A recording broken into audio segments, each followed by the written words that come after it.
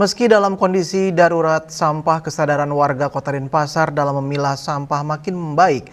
Kecenderungan tersebut diakui Wakil Wali Kota Denpasar Kade Agus Arya Wibawa pada Senin 13 April 2026 di lapangan Puputan, Badung.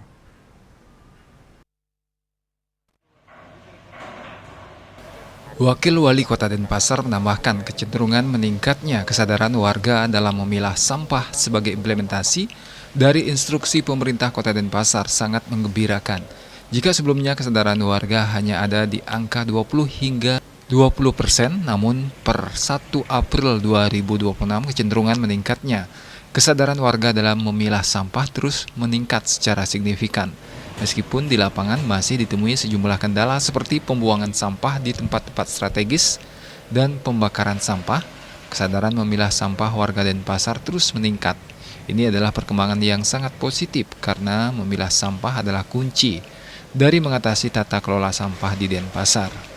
Pemilahan sampah akan memudahkan dan mempercepat kerja TPS 3R dan TPST.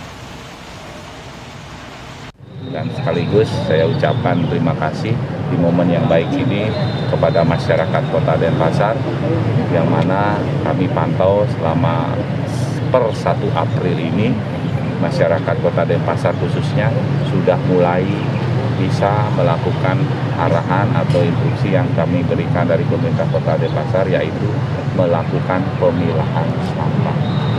Persentasenya masyarakat yang melakukan pemilahan sampah terus meningkat, sehingga dengan ini kuncinya menurut hemat kami, jika masyarakat sudah bahu-membahu melakukan pemilahan sampah, otomatis apa yang menjadi permasalahan di tata kelola sampah kita akan segera pelan-pelan kita bisa selesaikan, khususnya di TPS 3R, TPST.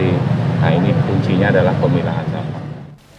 Untuk memastikan angka kesadaran masyarakat dalam memilah sampah terus membaik, pihak Pemkot Denpasar akan segera melakukan survei untuk mengetahui data terkini kecenderungan tersebut. Riasel Bali TV.